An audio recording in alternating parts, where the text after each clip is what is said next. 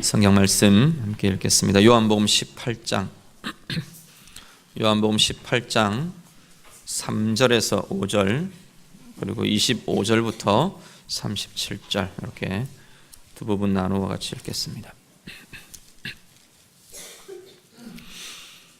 요한복음 18장 3절부터 5절 말씀 우리 먼저 같이 읽습니다. 3절에서 5절 먼저 읽습니다. 유다가 군대와 대제사장들과 바리새인들에게서 얻은 아랫사람들을 데리고 등과 횃불과 무기를 가지고 그리로 오는지라. 예수께서 그 당할 일을 다 아시고 나아가 이르시되 너희가 누구를 찾느냐? 대답하되 나사렛 예수라 하거늘 이르시되 내가 그니라 하시니라. 그를 파는 유다도 그들과 함께 섰더라. 아멘. 25절부터 37절까지입니다. 25절 다 같이 읽습니다. 시몬 베드로가 서서 불을 쬐더니 사람들이 묻되 너도 그 제자 중 하나가 아니냐? 베드로가 부인하여 이르되 나는 아니라 하니 대제사장의 종 하나는 베드로에게 귀를 잘린 사람의 친척이라. 이르되 내가 그 사람과 함께 동산에 있는 것을 내가 보지 아니하였느냐? 이에 베드로가 또 부인하니 곧 달기 울더라. 그들이 예수를 가야바에게서 관정으로 끌고 가니 새벽이라. 그들은 더럽힘을 받지 아니하고 유월절 잔치를 먹고자 하여 관정에 들어가지 아니하더라. 그러므로 빌라도가 밖으로 나가서 그들에게 말하되 너희가 무슨 일로 이 사람을 고발하느냐? 대답하여 이르되 이 사람이 행악자가 아니었더라면 우리가 당신에게 넘기지 아니하였겠나이다. 빌라도가 이르되 너희가 그를 데려다가 너희 법대로 재판하라. 유대인들이 이르되 우리에게는 사람을 죽이는 권한이 없나이다 하니 이는 예수께서 자기가 어떠한 죽음으로 죽을 것을 가리켜 하신 말씀을 응하게 하려 함이로라. 이에 빌라도가 다시 관정에 들어가 예수를 불러 이르되 내가 유대인의 왕이냐? 예수께서 대답하시되 이는 내가 스스로 하는 말이냐? 다른 사람들이 나에 대하여 내게 한 말이냐? 빌라도가 대답하되 내가 유대인이냐? 내 나라 사람과 내 사장들이 너를 내게 넘겼으니 내가 무엇을 하였느냐? 예수께서 대답하시되 내 나라는 이 세상에 속한 것이 아니니라.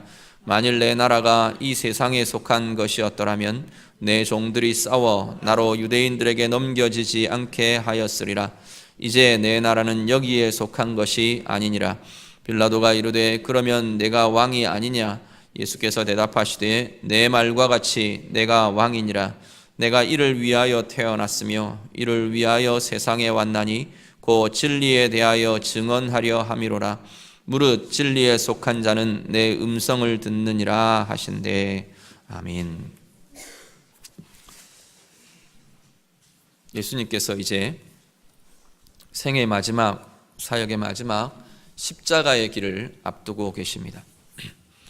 십자가의 길을 가시는 예수님이 통과하셔야 했던 여러 과정들이 있는데 오늘 본문에는 제자들의 배반이라는 것과 그리고 세상 권세, 세상 권력 앞에서의 재판받으심이라는 두 가지의 과정이 소개되고 있습니다. 예수님이 십자가의 길을, 구속의 길, 구원의 길, 십자가의 길을 가시면서 이 배반과 재판이라는 이 과정을 그대로 통과해 가고 계시는 것을 보게 됩니다.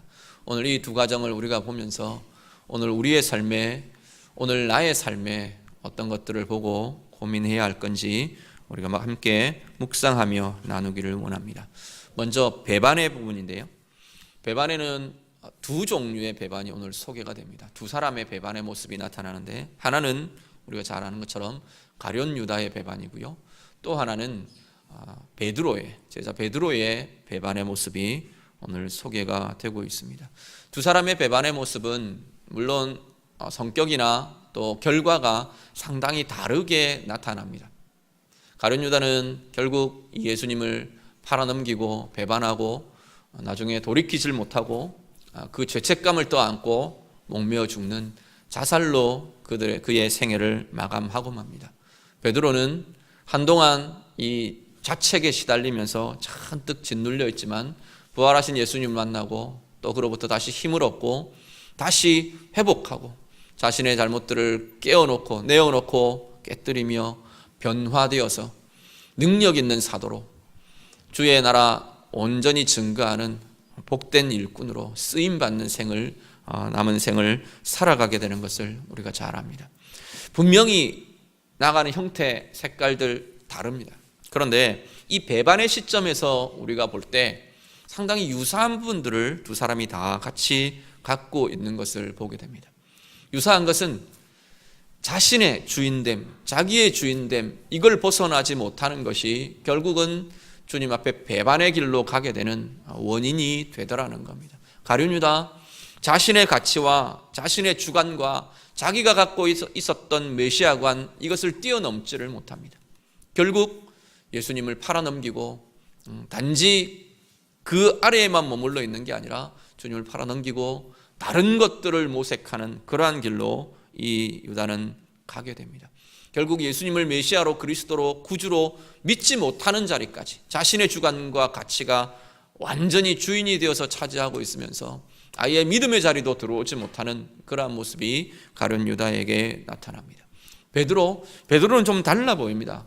열심도 있었고요, 주님을 향한 확신도 있었고 믿음도 있었고, 그 헌신과 그 열심과 그 열정, 이것이 베드로에게 대표되던 모습들이었는데, 베드로 또한 그 마지막 순간까지 예수님이 다루시고 제시하시던, 훈련하시던 그 장면들을 보면 베드로 자신도 자기의 중심, 자기의 주관, 자기의 주인됨, 이것이 허물어지지 않고 있는 것을 보게 됩니다. 예수님 마지막 순간에 베드로에게 분명한 경고를 하십니다. 오늘 밤 달기 울기 전에 네가 나를 3번 부인하게 될 거다. 자신에 넘쳐서 나는 주님을 따를 겁니다, 나는 주님을 놓지 않을 겁니다 말하던 이 베드로에게 예수님께서 분명한 충격적인 선언, 충격적인 경고를 하셨습니다. 그때 베드로 어떻게 하느냐 하면, 혹시 그 자리에서 베드로가 내가 무슨 약한 부분이 있길래, 내가 어떤 부분에서 주님을 이렇게 말할 수밖에 없는 것들이 있을까? 주님이 말씀하셨잖아요. 그렇게 돌아보고 자기의 약한 부분을 새롭게 하고 주님 앞에서 정말 충격으로 받아들이고 그럴 수 있는 모습이 만약에 베드로에게 있었다면, 그날 밤 베드로에게 있었다면 결과는 다르지 않았을까? 물론 이거는 가정이지만 우리가 생각해 보게 됩니다. 그런데 그 순간 베드로 어떻게 말하냐면, 어림도 없습니다. 그건 말도 아닙니다. 주님을 향해서 오히려 당당히 자신 있게 선포합니다. 주님의 말씀임에도 불구하고, 자기가 그렇게 인정하고 그렇게 따랐던 주님의 말씀임에도 불구하고 그건 말도 아니라고 주님의 말을 치부해버립니다. 나는 그럴 리가 없습니다. 나는 절대 그렇지 않습니다. 나는 주님을 떠나지 않습니다. 나는 주님을 배반할 리가 없습니다. 베드로의 선언이었습니다. 그 자신감, 자신의 약함, 자신의 연약한 자리를 볼 수 없는, 그냥 덮어 씌워버린 근거 없는 자신감, 그것이 오히려 실패의 자리로, 주님을 부인하고 배반하는 자리로 서게 했다는 겁니다. 오늘 우리들을 돌아보실 수 있기를 바랍니다. 나는 어떠한 모습인가? 나는 나의 주관, 나의 가치, 나의 기준, 이것이 너무나 확고해서 주님이 이야기하시는 하나님 나라의 가치, 제자의 삶, 이것을 내가 온전히 수용하고 따를 수 없는 것들은 우리 가운데 있지 않는지 우리 자신들을 돌아보실 수 있기를 바랍니다. 베드로처럼 나는 아니라고, 나는 자신 있다고, 나는 그럴 리가 없다고, 그 자신감이 오히려 내 연약함을 덮어버리는, 내 약함을 보지 못하게 하는, 혹시 그러한 길로 가게 하고 있지는 않는지 우리 자신들을 돌아보실 수 있기를 바랍니다. 말씀 한 구절 같이 보시죠. 고린도전서 10장 12절에서 13절 말씀입니다. 우리 자막 보시고요. 고린도전서 10장 12절에서 13절 말씀 다 같이 읽겠습니다. 그런즉 선줄로 생각하는 자는 넘어질까 조심하라. 사람이 감당할 시험 밖에는 너희가 당한 것이 없으니 오직 하나님은 미쁘사 너희가 감당하지 못할 시험 당함을 허락하지 아니하시고 시험 당할 즈음에 또한 피할 길을 내사 너희로 능히 감당하게 하시느니라. 아멘. 사도 바울이 뭐라고 이야기하느냐면 13절의 내용은 시험에 대한 이야기를 합니다. 시험은 있다는 겁니다. 아무리 강한 사람도, 아무리 믿음이 좋은 사람도, 아무리 능력이 출중한 사람도 시험은 있다. 그게 성경의 결론입니다. 시험은 일어난다, 시험은 나타난다는 겁니다. 그런데 시험의 자리에서 우리가 분명하게 붙들어야 할 것은 감당하지 못할 시험을 하나님은 허락하지 않으신다는 겁니다. 능히 우리가 이길 수 있을 만한 시험을 허락하실 뿐이고, 그리고 주님의 능력으로, 하나님의 능력으로 우리는 그것들을 깨고 넘어서고 승리할 수 있다라는 것이 성경이 분명한 선언입니다. 그런데 문제는 뭐냐면 12절의 내용입니다. 이 시험을 감당할 만한 능력과 그것들을 준비하고 또 힘을 배양하고 넘어설 성숙들을 우리가 계속 다루어 가야 하는데, 시험에서 넘어지는 경우들이 많은 경우에 이 경우에 그렇게 될 가능성들이 많다는 겁니다. 12절 뭐라고 말하냐면 선줄로 생각하는 자는 넘어질까 조심하랍니다. 넘어지게 하는 위협이, 넘어지게 하는 시험이 우리에게 올 텐데, 나는 아니다, 나는 서 있다, 나는 문제 없다, 나는 이렇다라고 하는 그 사람은 오히려 넘어질 가능성들이 많다고 성경은 말씀합니다. 베드로의 모습처럼 오히려 계속해서 나의 연약함을 보아가고, 이런 약함이 있구나, 말씀에 비추어지고, 오늘 이 베드로를 향한 주님의 말씀처럼 주의 말씀에 비추어서 나의 연약함이 보여지고, 나의 약한 부분이, 나의 약점들이 나타나고, 그것을 어떻게 보완할지, 그것을 어떻게 말씀으로 다룰지, 어떻게 커갈지, 어떻게 성숙할지, 그것을 보아가는 사람들은 오히려 시험의 자리에서 넘어지지 않을 수 있다는 겁니다. 오히려 시험이 올 때 내 그 연약함을 새롭게 해가려고 하고, 보완해 가려고 하고, 더 힘을 가져가려고 하고, 오히려 더 강한 사람으로, 오히려 더 성숙한 사람으로, 오히려 더 깊은 사람으로 나아갈 수 있게 될 것이라는 겁니다. 오늘 우리의 삶에 이 힘이 있으시기를 간절히 바랍니다. 평안할 때에, 위기의 때를 준비할 수 있는 성장과 성숙이 우리 가운데 있으시기를 바랍니다. 시험이 올 때에 주님 약속하신 것처럼 분명한 확신을 가지고, 이건 분명히 내가 넘어설 수 있는 거다, 이건 내가 이겨갈 수 있는 거다, 내 힘이 아니고 내 의지가 아니고 내 안에 함께 하시는 우리 주님 때문에 나는 넘어설 수 있고, 이것 때문에 오히려 더 내가 강해질 것이고 힘이 있어질 것이고 더 깊어질 것이고 더 성숙해질 것이라는 확신 가운데 이 모든 것들 이기며 나아가는 우리 모두가 되실 수 있기를 간절히 바랍니다. 어려움의 때에 베드로처럼, 가룟 유다처럼 배반의 자리로, 주님 부인하는 자리로, 오히려 주님 마음을 아프게 하는 그러한 자리로 가는 것이 아니라 더 큰 힘으로, 더 큰 성장으로 그렇게 나아가는 기회가 되는 우리 모두의 삶이 되시기를 간절히 바랍니다. 11절 말씀, 오늘 본문 말씀 18장 11절, 우리 읽지는 않았는데요, 우리 11절 말씀을 한번 같이 읽겠습니다. 18장 11절 다 같이 읽습니다. 예수께서 베드로더러 이르시되 칼을 칼집에 꽂으라, 아버지께서 주신 잔을 내가 마시지 아니하겠느냐 하시니라. 아멘. 제자들의 배반이라는 장면이 이 배반의 자리에 나오고요, 그것과 대조를 이루는 그 배반을 바라보는 예수님의 시각이 나타납니다. 11절 말씀은 예수님이 이 제자들의 배반을 어떻게 보느냐, 가룟 유다의 배반을 어떻게 보느냐는 겁니다. 예수님께서 뭐라 그러시냐면 아버지께서 주신 잔을 내가 마시지 않겠느냐, 그렇게 말씀하십니다. 막 사람들이 잡으러 오고 막 군사들이 몰려오니까 베드로가 자기가 차고 있던 칼을 들고 막 휘둘러 버렸어요. 그러니까 그 말고라는 사람의 귀가 그 칼에 맞아서 날아가 버립니다. 잘려져 버렸어요. 예수님 물론 이렇게 붙여서 다시 회복시켜 주시는 장면도 복음서에 소개가 됩니다. 그런데 오늘 본문은 특별히 뭐라고 이야기하느냐면 베드로를 보고 칼을 칼집에 꽂으라 말하십니다. 그렇게 다룰 일이 아니다. 그러면서 예수님 뭐라 그러시냐면 아버지께서 내게 주신 잔이다, 이렇게 지금 고백합니다. 예수님의 시선에는, 예수님의 마음에는 가룟 유다, 네가 그럴 수 있냐? 나중에 이제 이 베드로가 부인하고 이렇게 돼갈 때 너 맞아, 너도 그러냐? 책망이나 비난이나 정죄가 있지 않으셨습니다. 그들이 잘못하지 않았기 때문에 예수님이 그렇게 하시지 않은 게 아니고, 예수님의 눈에는 그 상황이 가룟 유다의 배반, 이 나쁜 놈, 그것이 그 눈에, 그 시선에 들어오지 않는다는 겁니다.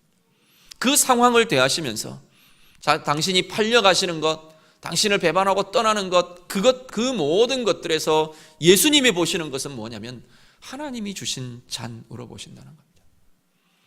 우리는 어려움이 있을 때, 아픔이 있을 때 두 가지 이유가 우리 앞에 놓여집니다. 우리가 바라보는 두 가지 이유가, 하나는 사람의 이유가 있고요, 하나는 하나님의 이유가 있습니다. 내가 어떤 것에 더 많이 사로잡히느냐 문제입니다. 어떤 문제가 있을 때, 내게 아픔이 있을 때, 힘든 상황들이 벌어질 때 나는 어떤 이유를 먼저 보시느냐는 거예요. 누구 때문에 이게 왔고, 누구 때문에 그 마음이 내 가운데 먼저 일어나는지, 아니면 정말로 오늘 예수님이 말씀하시는 것처럼 아버지께서 내게 주신 자니라 말하는 것처럼 이 상황이 하나님과 나 1대1로 하나님이 내 삶을 다루시고, 내 삶을 더 키우시고, 내 삶을 더 바꾸어 가시고, 내 삶을 더 건드려 가시고, 더 깊어지고 더 힘있게 가시는 하나님의 이유를 보느냐는 겁니다. 그 과정을 통해서 하나님이 원하시는 당신의 계획들을 펼쳐 가시는 하나님의 이유들을 볼 수 있느냐, 아니면 언제까지나 우리는 자꾸만 누구 때문에 거기에만 사로잡혀서 이것을 기회로 삼지 못하고 그냥 무너지는 이유가 되는 그러한 삶이 우리의 삶인가, 우리 자신들을 돌아보실 수 있기를 바랍니다. 이것은 누구의 이야기도 아닙니다. 설교하고 있는, 이렇게 막 자신 있게 말하는 이 목사도 마찬가지입니다. 내가 하나님 앞에서 계속 주님의 뜻을 고민하고 주님의 뜻으로 무장하고 하나님의 말씀으로 계속 내가 채워지고 고민하고 붙들려 있지 않으면 우리는 자꾸만, 우리의 본성이 그렇기 때문에, 우리의 본성은 문제가 벌어지면 누군가의 이유를 찾을 수밖에 없는 게 우리의 본성이에요. 하나님의 이유를 찾기보다 사람의 이유를 보고 사람의 이유에 핑계하고 그러고 싶은 게 우리의 본성들이기 때문에 우리는 누구나가 그렇게 나아가게 되어 있습니다. 그렇지만 하나님의 사람들은 다른 길을 갈 수 있다는 겁니다. 다른 길을 가야 한다는 겁니다. 오늘 주님이 그 가룟 유다의 배반의 모습을 보면서 그 상황에 처해 있으면서 아버지의 잔, 아버지의 이유를 볼 수 있었던 것처럼 오늘 우리도 동일한 길을 갈 수 있기를 간절히 바랍니다. 오히려 어려움의 자리에서 하나님의 이유를 보는 사람들은 하나님의 비전이 그 가운데 나타나게 될 겁니다. 하나님이 나를 크게 해가시는 하나님의 일하심을 우리가 볼 수 있게 될 줄 믿습니다. 주님이 가신 그 길, 주님이 보며 가셨던 그 모습처럼 오늘 우리도 주님의 이유, 우리 아버지의 이유, 내 삶을 다루어 가고 계시는 하나님의 이유를 보며 나아가는 힘있는 주의 자녀들 다 되시기를 간절히 바랍니다. 그리고 재판의 장면이 진행됩니다. 이제 예수님이 이 세상 권력 앞에서 재판을 받아 가시는데요, 이 재판의 과정을 이렇게 보면 하나님 나라와 세상 나라, 이 두 나라의 권력이 충돌하는 모습을 우리가 이렇게, 그런 모습들을 대하게 됩니다. 먼저 세상의 권력이 나타납니다. 세상의 권력, 두 종류의 권력이 나타나는데, 하나는 종교 권력이고요, 또 하나는 정치 권력이 등장을 합니다.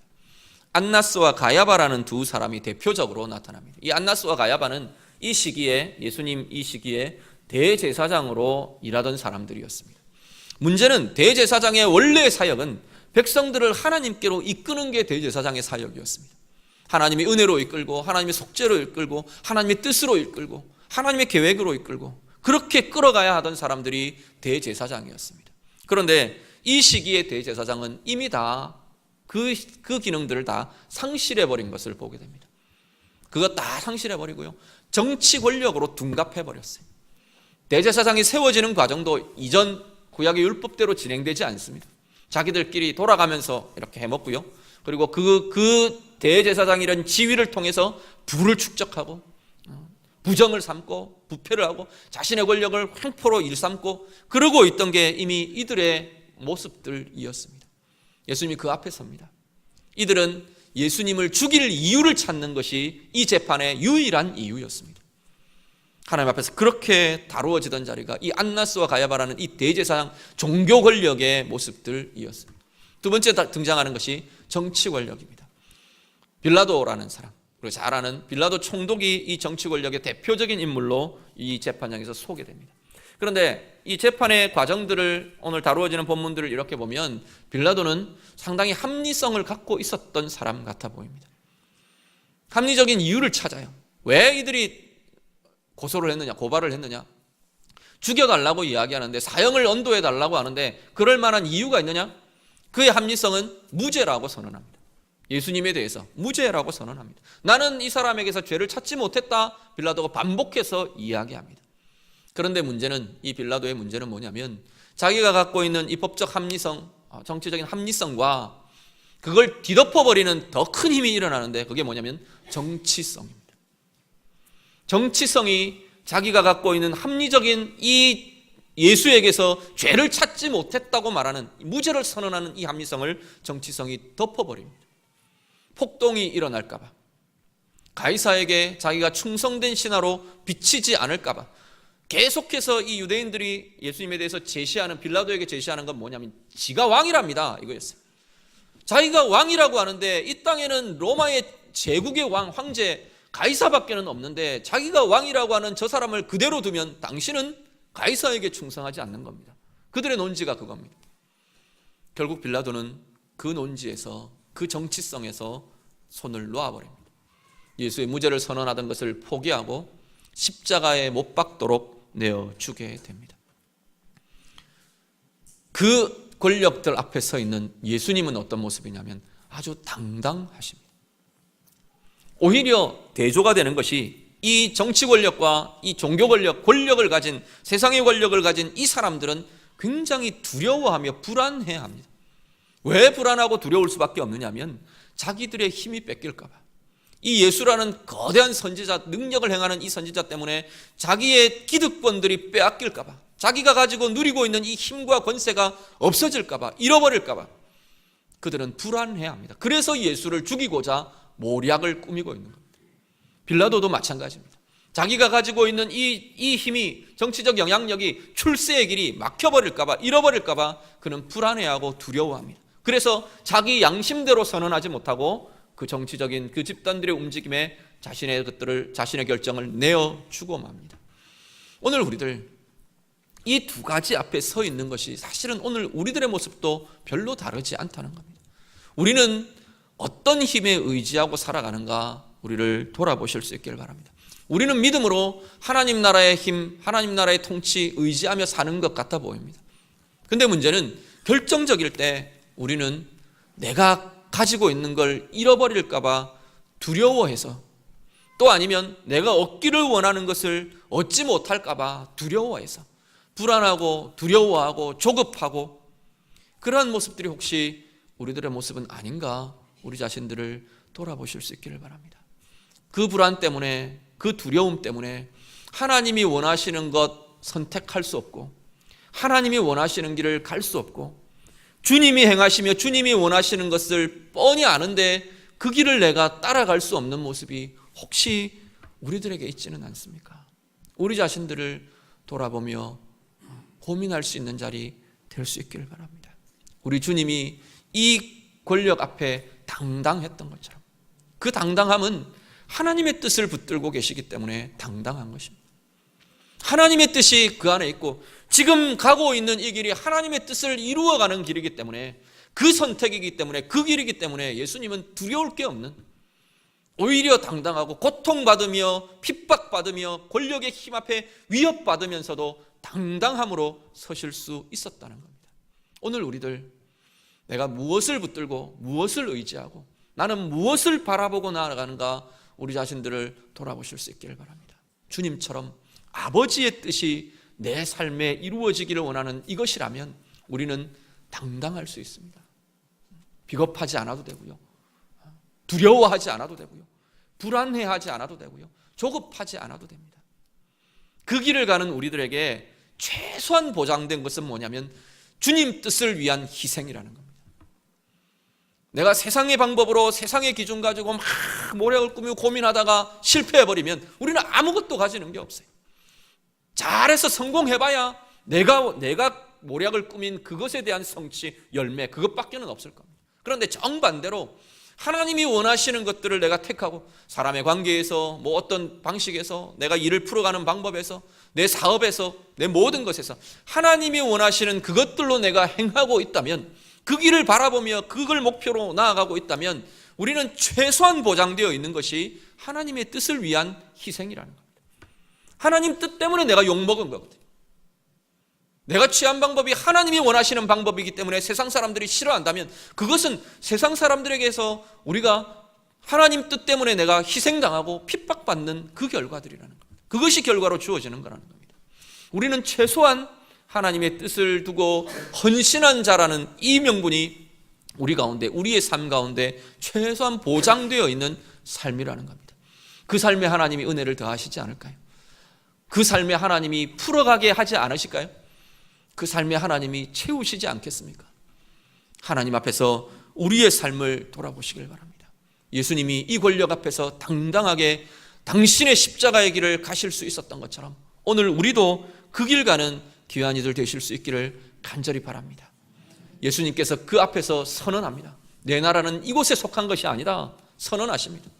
그 말은 내가 왕이라는 선언, 나의 통치가 임한 나라가 있다라는 겁니다. 그러면서 마지막 37절 그 나라에 대해서 이렇게 정리하십니다. 37절 말씀을 한 번 더 같이 읽으시죠. 맨 끝에 37절 다 같이 읽습니다. 빌라도가 이르되 그러면 내가 왕이 아니냐? 예수께서 대답하시되 내 말과 같이 내가 왕이니라. 내가 이를 위하여 태어났으며 이를 위하여 세상에 왔나니 곧 진리에 대하여 증언하려 함이로라. 무릇 진리에 속한 자는 내 음성을 듣느니라 하신대. 아멘. 예수님께서 당당하게 선포하십니다. 내가 왕이다 선언하십니다. 나의 나라가 있다 선언하십니다. 그러면서 뭐라고 하냐면 내 나라에 속한 자들이 있다 말씀하십니다. 맨 마지막에 진리에 속한 자는 내 음성을 듣는다 예수님 말씀하시는데 전체 나라 왕이라는 흐름들을 계속 논지들을 계속 전개해 가시다가 이 37절 맨 마지막 이 선포가 나오는 것은 이 진리라는 것이 진리에 속한 자가 있다, 이것은 내 나라에 속한 자가 있다, 그 선언으로 같이 보셔도 괜찮을 겁니다. 하나님 나라에 속한 자, 주님의 나라에 속한 자들이 있다는 겁니다. 그런데 그 속한 자들은 특징이 있는데 그게 뭐냐면 내 음성을 듣는다 말씀합니다. 주님의 음성을 듣고요, 이 듣는다는 건 알아듣는다는 말이기도 하고 귀 기울여 듣는다는 말이기도 하고 또 더 나아가서는 뭐냐면 그 음성을 따라간다는 의미이기도 합니다. 부모의 말을 잘 듣는다, 우리 아이들이 뭐 이렇게 말할 때 순종한다는 의미, 따른다는 의미들이 있잖아요. 그것처럼 음성을 듣는다는 의미가 따라온다는 의미가 함께 들어있다는 겁니다. 오늘 우리는 다 하나님 나라에, 우리 주님 나라에 속한 주의 백성들인 줄로 믿습니다. 그렇다면 오늘 우리가 나아가는 길이 있는데 주의 음성을 듣는 길이라는 겁니다. 주님의 음성을 내가 들음으로 힘을 가지는 것이고요, 위기의 상황에, 연약함의 자리에, 무너짐의 자리에 주의 음성이 들리면서 내 안에서 일어나는 힘이 일어나는 겁니다. 말씀을 통해 주의 음성이 들려질 때, 내 영으로 그 음성이 들어올 때 우리는 일어날 힘이 생기는 겁니다. 그것들을 깨뜨릴 권세가 일어나는 것이고요, 그리고 주님의 뒤를 따라갈 수 있는 자가 되는 겁니다. 주님의 음성을 듣고 따라간다는 의미는 주의 통치를 받는다는 의미입니다. 주님이 왕이시라며 우리가 고백하는 것이 주님은 나의 왕이십니다 고백하는 것 아닙니까? 그렇다면 그 하나님의 통치가 내 삶 가운데 일어나는 것이 바로 그 나라의 삶을 사는 자들의 모습이라는 겁니다. 오늘 우리들 재판장 앞에 서서 재판받으시는 이 예수님의 모습, 이 예수님의 선언을 우리가 대하시면서 오늘 나도 주의 음성을 들으며 주님의 통치를 받으며 주님의 뒤를 따라가며 주의 나라, 주의 길을 함께 가는 귀한 이들 다 되시기를 우리 주님 이름으로 축복합니다. 같이 기도하겠습니다.